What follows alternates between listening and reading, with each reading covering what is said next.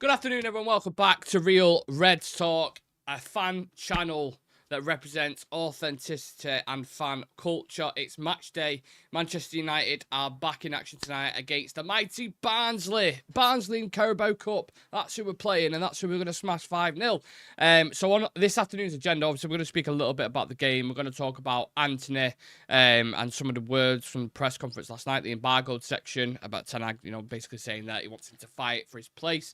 Bayern Day, there's a couple of quotes coming out from him. We haven't heard from that goalkeeper specifically in a while. Will he start tonight? Does he deserve to start? We know Ten Hag can be rather stubborn when it comes to certain goalkeeper selections. So I want to talk about that dynamic and how he deserves minutes. Adrien Rabiot has officially signed for Marseille, or at least he's done one half of his medical. So look, that was never a deal I don't think that United was super interested in, but there was always talk, should we go in for him? Have we missed an opportunity there? That's definitely something I think we should debate. And then we'll do a little bit of match build-up as well. It's you get that feeling it's different in it when you do previews and stuff on the actual day. Because we've got quite a lot of football in general today. You got the Champions League, the new format. So the first games we played in there. There's some exciting games that I'll talk about as well. And then you got all the Carabao Cup games. So it's a busy week for football, and that can only mean positives, good stuff. Rather this busy football schedule than the international break. I will take that every day and on a Sunday. So let's discuss Antony first and foremost. I'll read the quote out for you guys, and then we'll discuss him individually as a player and what he needs to do to get back into the team. So, of course, Antony's impatient. He wants to play and he's fighting to play. We have Ahmad and Garner who have been very effective. You've got Rashford scoring at the weekend as well. Antony has to earn the right in training. The others are doing well, so he has to get over them. Now, that, of course, I agree with. But where was that sentiment, I would say? Where was that last year when everyone was pushing for Ahmad to start? For ages. For months on this channel specifically, we was talking about why Ahmad is not getting any opportunities, even after his little cameo against Nottingham Forest, which was like back in December or January, I want to say.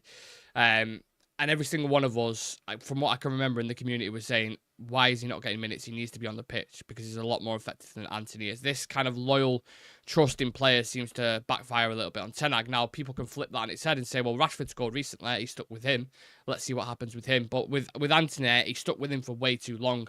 So that sentiment, that statement that he makes saying he has to earn the right in training, why didn't he have to do that last season? Why did you stick with him for so long? Because I get, he may offer a certain variant off the ball that you don't get in some of the other wingers, but that's not even a debate now. Garnacho works extremely hard off the ball. Rashford's improving in that sense, and Ahmad definitely does it as well, the defensive side, because you can see that from his metrics. And then both equally going the other way, they're far better than Antony is. So he's got a lot of work to get back into the team, which is a good thing in a sense because competition breeds success. So if Antony really starts putting the hours in and really starts performing like we thought he would when we signed him for £85 million, then that can only be a good thing because it's going to push the rest of the wingers to perform better. Does he specifically, as a winger, have any better qualities, individual qualities, than Garnacho or Ahmad? Dribbling, no. Pace, no. Although over the mark is quite quick. I remember seeing that game actually. It was at Chelsea last season where he just burnt Cucurella. And I remember watching it at the time and I was like, where on earth has this pace been? Because he never goes past the man, does he? He always just like shimmies and then cuts in. I'm trying to think, has he actually got any better qualities than any of our wingers? I mean, no. He's not even got a better left foot. Because Ahmad's left foot's way better. No, I can't think of it. So, like I said, he's got a lot of work. And he strikes me as the type of player to kind of throw his toys out of the pram a little bit if he's not getting played. He seems to have this supreme confidence that he should be definitely playing, but that supreme confidence doesn't match the statistics. I mean, we can go through them right now, everyone in the chat. Let's have a look since he's joined United. It's weird, though, because on his debut, he's obviously scored against Arsenal, and everyone was like, oh, we might have a player here. And it was big price tag, big questions. We might just have a player. And then it's like, so in 83 games, 11 goals and 5 assists. That is shockingly close to Jadon Sancho's stats. I did a video on Sancho the other day. He had 12 goals and 6 assists. So Sancho's is even better. But I think maybe he played a couple more. It's almost identical to Sancho's. That's the crazy thing. And both of them players combined are worth £150 million, not to mention, about £2 million in wages per month. But just forget the price tag for a minute. That is a worse record than Sancho's. So that tells you everything you need to know. 11 goals and 5 assists. I mean, what did he get? 1 goal and 1 assist or something last season, and it was against Newport. Not good enough. Simply not good enough, and he'll know that. So if you've got a little bit of arrogance about you and you think you should be starting these games, go and look at your metrics, mate. You're just simply not doing enough in the team. Mark Palmer, Antony needs to stay away from the squad. Antony needs to play, as we need to give other players a rest in the league games. I agree. Nick, was Ahmad not injured a long time last season, hence why it took a long time for him to come to the side? He had an injury, yeah, and he came back around December time. But when Ten Hag uses an excuse like that, it doesn't wash with me personally, because I've seen him, when players have just come back from injury, rush him into the side, like Leach and Martinez, like plenty of others who have just come back from a big injury, and they'll just throw him straight in the deep end. So where was that same thing with Ahmad? Now, he might turn around and say, every player is different. Some players can handle it, some players can't. I thought at the time he was using it as a bit of a decoy, because he wanted to stay loyal to Antony. Maybe there was a little bit of political pressure from above the board saying, well, you pushed for this signing, we spent a lot of money, you need to get the best out of him. Maybe they thought getting the best out of him would come in time. We would keep playing him, but it just never come, did it? Never ever come. Richard saying, yeah, I don't like Antony, but we have to use him for these games, plus we're paying him £200,000 a week. Might as well rotate and give Antony some minutes. I agree. Big up Real Reds Talk. Nick, absolute legend. Cheers everyone in the chat. I'm feeling dangerous. Amas is on the way. Look, I don't usually get excited for a cup game against Barnsley and the Carabao. When you just say it like that, it's like, ugh. But I'm just excited to watch football, man. I think the reason why I'm excited is because I'll get into it towards the end, because I definitely want to talk about it. But we'll discuss Bayern Day. We'll move on to the next topic. Because there's a couple of quotes coming out from him. Will he play tonight or not? Not sure. Saying, I didn't get a lot of chances last year. I played 1 game, which was Newport, and it's not enough for my personality. But in life, anything can happen. You just need to be focused. You need to work hard, and everything can change in this life. I'm working hard at the training ground, and it's just that I want to play. I need more of a chance to take. Of course, it's important for a player, and I could say in football, you have to do different things in training and in the game. Next step, always. I'm thinking like this, and I will work hard always. I'll be ready. I mean, it's just like the same kind of, I get my chance, I'll be there, I'll work hard, blah, blah, blah. The usual kind of political stuff. But I think if you can't trust or play your second choice goalkeeper in a game against Barnsley, Bayern Day might as well pack up and go home. We said this is a guy who played, international football for Turkey. He's not a shit goalkeeper. I want to see more of him. And when I'm talking about variance in this game and why I'm excited, Urigates, will De Ligt start again? Will Bayern Day start? Will Antony get minutes? It's a chance to assess other players and maybe a couple of youngsters as well. That's why I'm really, really interested in it and invested. But if Ten Hag goes again where it's like, Onana starts, we need the rhythm, we need this, because if you listen to his press conference last night, especially the embargo section, when I think a journalist asked Ten Hag about, are you going to rotate a little bit more this season due to the fixture demand? And he said, well, the only reason why I didn't last season is because I didn't have any options. So I tried going strong, and they just happened to be the same players, is effectively what he said. But I still think he's going to be thinking, he also mentioned that, we don't get a lot of time in training to work on patterns and rhythms and things and combinations. He might look at this Barnsley game as an opportunity to go, I'm going to put an 11 out there, but that's still relatively strong and players that I need to get used to the patterns of play. So De Ligt and Leach might end up starting. It wouldn't surprise me at all. Delot and Majori are probably going to start anyway because we haven't got anyone else unless Amas starts there, which is fair enough. But then Ugarte might come in alongside a Kobe to get that partnership blended. So you're almost easing them into it. I know it's still a cup game.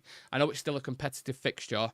But by doing that, you're not throwing him in the deep end against Liverpool, are you, basically? It's like, right, you're going against Barnsley, you're going to have the majority of possession. If you don't fuck up and you don't make a mistake, you're probably going to win it. You get 90 minutes under your belt, and you get used to the team a little bit more. I think that's the way he's looking at it. I agree with it to a certain extent, but I still think you've got options there where you can rotate. You've got players there that you can bring in.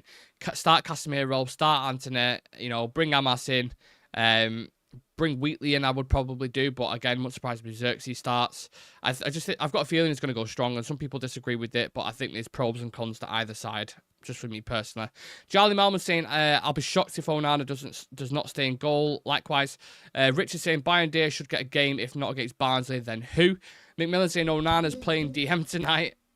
Yeah, just to keep him in the team. It is a little bit mad, isn't it, when you think about it? He has been mega stubborn with his selection, but I suppose we can't really be judgmental until we see what team is up tonight. So, yeah. Just before I get into the game and thoughts and feelings, and just whilst we're on match day, Adrien Rabiot successfully completed the main part of his medical test as a new Marseille player. De Zerbi got something cooking up there. Obviously, Greenwood started on fire for them. I don't know how many goals he's on at the minute, but I'm pretty sure he's the top goal scorer in the French league. Let me just check. Last time I checked, he was. Yeah, 5 goals. Played 4 games, scored 5 goals. You got Luis Enrique as well, who scored 3 goals for Marseille as well. You got De Zerbi, who's cooking up something there, and then they're going to sign Rabiot. So I think they'll be pushing towards Paris Saint-Germain, towards the top of that league. They've signed some really good players. But yeah, on Rabiot, did we miss an opportunity for depth potentially? I know it doesn't feel, well, I was going to say, it don't feel as bad at the minute, but we have still got Mount, Højlund, Shaw, Malacia, Yoro, Lindelof, and maybe 1 or 2 more that I'm missing. So we've still got quite a few injuries. You look at the midfield dynamic. You've got Casemiro, Collier, Mount, Bruno, Mainu, Ugarte. Is that enough midfield cover? Do you think that's why they've not gone for him? I'd also like to know how much wages they're paying Rabiot as well, because there was this huge wage demand. I can't see Marseille paying him £250,000, £300,000 a week. So I'd love to know what wages he's gone for. Let's say he's gone there and he's on 100k, 150.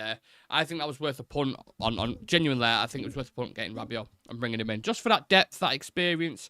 You know, it might not seem it at the moment, but when you get really into the thick of the season, when you've got the Carabao Cup, you've got the FA Cup, you've got the Europa League, you've got the Premier League, and games are coming thick and fast, and you pick up a couple of injuries, having someone like him on the bench as an option is a no-brainer. But I suppose we don't know negotiations that go on behind closed doors. We don't know if they were sat there saying, like, look, you're not going to start over Mainu, you're going to be a bit part player, and maybe it was like, I don't fancy that, I want to start every game. And I'm sure for Marseille, I mean, I don't know the midfielders, but I'm pretty sure it'll probably be starting for them. Wouldn't surprise me in the slightest. So maybe it's a little bit of an opportunity missed, I suppose, but I'm a fan of the player. I would have at least, put my hat in the ring for him. But how does everyone else feel? Brandon Williams feel bad for him. No one looks to want to get him, or his demands are too high. I think also his behaviour off the pitch as well is something to keep an eye on. Obviously, there's reports about him doing a balloon on the way to Carrington. And you're like, you want to play for Manchester United and you're doing NOS on the way to training. What on earth are you playing at, mate? So I think maybe there's some questions of application.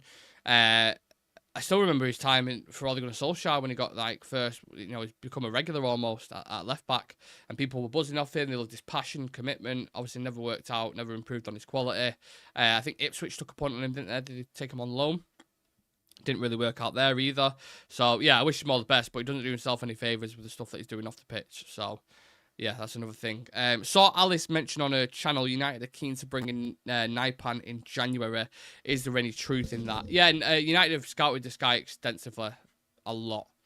And these are the kind of signings that we all look to, that we all spoke about. Sometimes it's a name that a lot of people haven't heard of.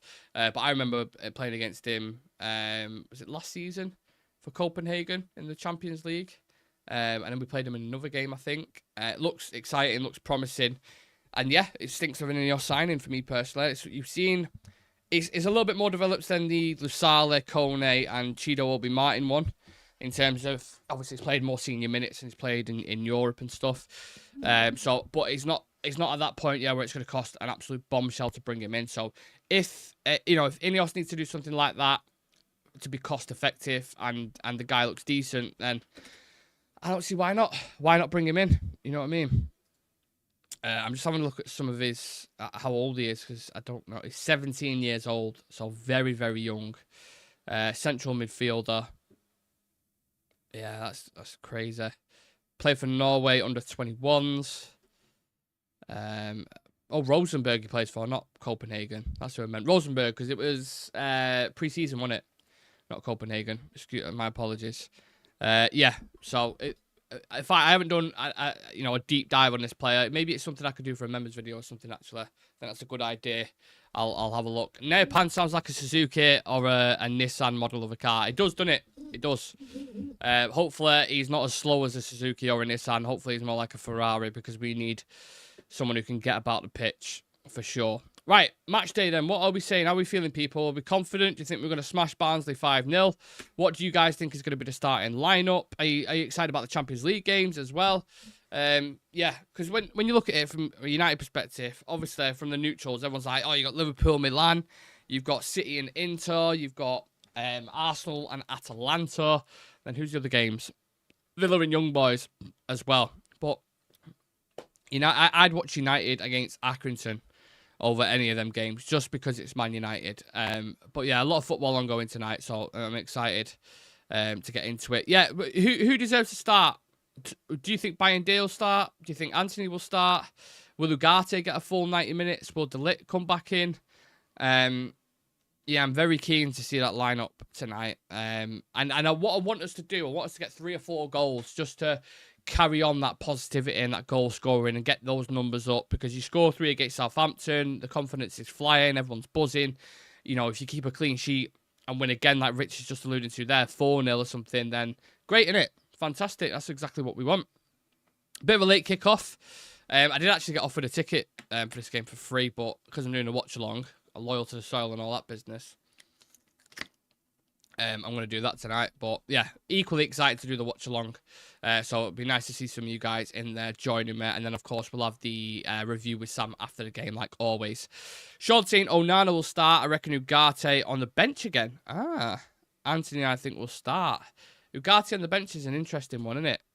I don't know, I've got a feeling he might start, you know. I've got a feeling he might start. Sorry, I'm just having a look. Let's see if there's any updates coming in. I've seen a couple of the predicted lineups. I've seen Xerxes in there, Garnacho in there, Bayern in there, but very early predicted lineups. So, yeah, too early to call yet. Usually around 5-6 o'clock, we'll probably get an idea of who's actually going to start. Marcus Rashford scored 14 goals in 23 League Cup appearances. No player has scored more goals in the competition for United in the modern era. Always up for the cup game. Well, hopefully he's another one. Keep that confidence going.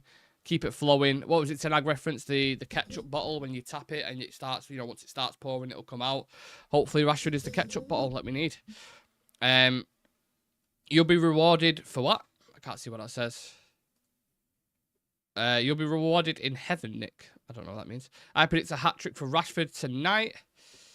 Yeah, let's get some early predictions in. Let's say if you're building a fake bet builder, what would you put in there for the game? So who's going to get booked? I'll give you a criteria, right? Who's going to get booked? Who's going to score? And 1 surprise player that will start. So 3 questions for you guys. Who's going to get booked? Who's going to score? And 1 surprise player. 3-part question. Get it in the chat. Oh, I'll be rewarded in heaven for doing the show. Well, I hope so. I mean, I'm an atheist personally, but if there is something on the other side, I mean, yeah, I'm all for it, absolutely. The thought of, and this is quite bleak for a 12 o'clock show, but the thought of just nothingness after you die is pretty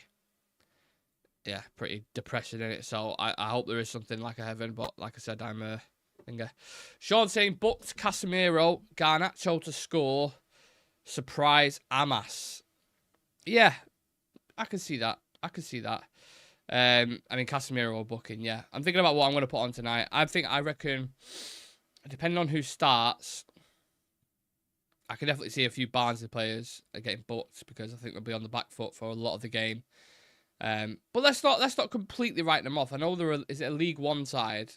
They're the same league as Stockport and Salford, aren't they? I'm pretty sure. But they do score a lot of goals. They'll be up for it. You've seen teams before, when they come to Manchester United, they turn up, don't they? They just think, you know what, fuck it, lads. We're going to play like apps. Do you remember that guy from, who do we play in Europa League, that Cyprian team? And they hadn't played for ages. And he just pulled up an absolute worlder. I can't even tell you his name. No one ever heard of him again. He just came to Old Trafford, had a game like David De Gea, and then pissed off. And then we never saw or heard anything. So, players can do it. Sometimes they just turn up on the day. And Barnsley, You know, those lads on the coach today on the way to Old Trafford will be absolutely buzzing. They'll be sat there, they'll be texting the family, they'll be texting the mates saying, oh, we're going to try score at Old Trafford today. It's something they tell the grandkids about, something that Sam referenced when we did the preview as well. They'll be buzzing. And yeah, sometimes that can be used to affect. You can use that emotion to drive you and really get the best out of the team. And sometimes you can overdo it and burn yourself out a little bit. I think reincarnation is the most likely bet. So much about consciousness and soul that cannot be explained. There has to be some meaning to life. This show is going to take a turn in it into a philosophical road. McMillan saying Casemiro red card, Collier man of the match, Wheatley to score. Oh, a Wheatley goal. Yeah. Collier, I think, yeah, these, I know I keep saying it because you guys suggested it, but Collier and Amas, I think definitely should get a game. It's quite, I think it's quite, I don't know the right word is to use. It's quite disheartening, isn't it, if you're a young player and you can't get 10, 20 minutes against Barnes. I mean, even if you come off the bench, you know, Amas had a pre-season. I think there was a couple of quotes from Ten Hag where I don't think he's quite ready yet. Maybe that's defensively, because going forward, he's fantastic. But his positional sense, that'll come with time. And he needs to mature in his defending. With Collier, again, another one where I think he needs to get better on the ball. He certainly puts the legwork in, and Ten Hag's a fan of him, but he's another one that needs to improve. But how can you improve if you don't get minutes in the first team playing with better players around you, right? So, yeah, I think I'll be disappointed if he goes with like a similar team to the last game and don't give any youngsters any opportunities, you know, doesn't give Ugarte minutes. That's what I'm looking forward to the most. Bayindir, Amas, Collier, all these guys.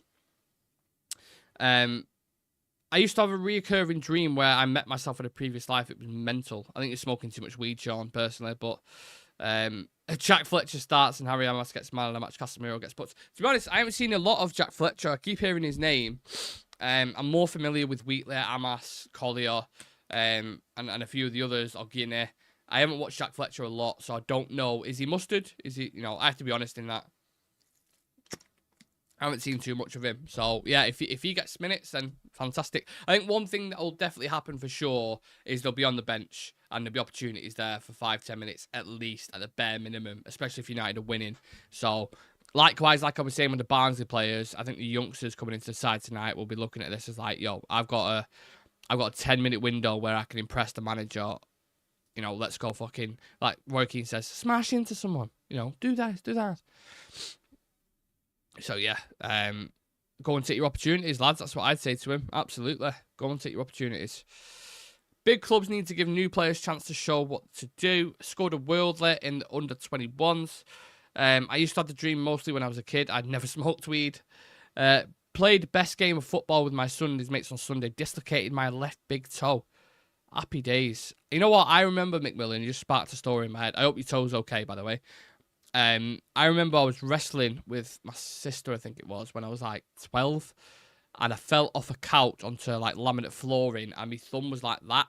So I landed on it, and it dislocated, and it was like one of the weirdest things ever. My thumb's still weird now to this day, but dislocations are bizarre, aren't they? They're just like they feel really abnormal. I can't remember what I did with it. If someone like put it back into place, or it's just fucking, or I've just got a completely fucked foot. I don't know. Yeah, you know what? I'm gonna leave it at that, guys, because we are gonna be live at 8 o'clock tonight. I've got a few things that I need to do during the day as well, and a pre-record to do as well. This Tombstone, she didn't actually. No, maybe I was trying to do is it the Umaga or Solo Sokoa, like, and they go boof. I don't know what I was doing, but I just kind of jumped off and then landed, and then I don't know how it happened. I've had some mad accidents like that. My mate, actually, another wrestling thing, just a quick story. When I was on the park, we was wrestling and pretending to do like pedigrees and fucking choke slams and all this kind of stuff. And my mate put me in an ankle lock, right? And it was like, tap out. And he's like grabbing my ankle. He's like, tap out. And I'm like, no. He's trying to give it this like warrior spirit. And he actually started twisting quite hard. And I was like, no. And then I just heard someone go, and I was like, oh, that's not good. Ankle swole up like a balloon. Still pedaled home on a scooter like an absolute warrior. And I remember waking up in the morning, and I looked at my ankle, and I was like, oh my God. It was like that. And I said to my mum at the time, I was like, I think I'm going to have to go to hospital. She had a look at it. She went, no, it's just swollen. It'll be fine. And I was like, right, okay. I mean, you're the boss. You know, I was obviously 12 at the time. Yeah, it is what it is. Went to bed. A couple of nights later, it's gone even bigger. I mean, at this point, I like the elephant man on my leg. It was huge. And then, yeah, I ended up going to the hospital, and I think I fractured my growth plate, and I had to have my ankle in a cast for 3 months. And that's from an ankle lock. Just an ankle lock that my mate didn't let go of. So, broken my ankle doing that, dislocated my thumb, fell off the shed a few times. Yeah, accident prone, one might say. Also, as well, oh my God, this is a trilogy. I've just sparked in this very room. I've just remembered. I can't believe I've not even linked that all together. Broke my ankle from wrestling, doing an ankle lock. Dislocated my thumb from wrestling. And then I just thought, on this very radiator next to me, I can't move the camera because it's on like a stern tripod and stuff. But on this next to me, so my sister had one of her friends who was staying over. And I thought it was a good idea at like 3 in the morning to get on the windowsill. Obviously, I'm small enough at the time. If I tried doing it now, I mean, I wouldn't even fit on it. Get on the windowsill and then swanton bomb onto her. So anyone who don't know what swanton bomb is, it's basically a front flip where you spread out and then you hit the set wrestler or person. At this point, it was someone called Alex, I think, who was like, 3 o'clock in the morning, just unaware that I was there, ready to do a swanton bomb in the middle of the night. And then I've gone to flip again. Don't know how this happened. Hit my head off the corner of the radiator. I don't know if you can see on the camera. No, I don't think you can. I've got like a scar, big scar there, and my head was pissing blood. I'm screaming and shouting, "Mom, Mom, Mom!" She's like, "What's up?" And then she came to the door. She went white. She was like, "Oh my God, what on earth have you done?" Just like, and then I think I got it super glued. Yeah. So you just sparked a trilogy of memories there, all related to wrestling, where I've just done something absolutely crazy. Anyway, tonight goes with a strong team as always. We've hardly seen me make wholesale changes. Won't see more than 2 or 3. Well, Nick, we know you'll be no good at hitchhiking. Absolutely. My mate's 8-year-old son choked out our 38-year-old friend. Oh, Jesus Christ.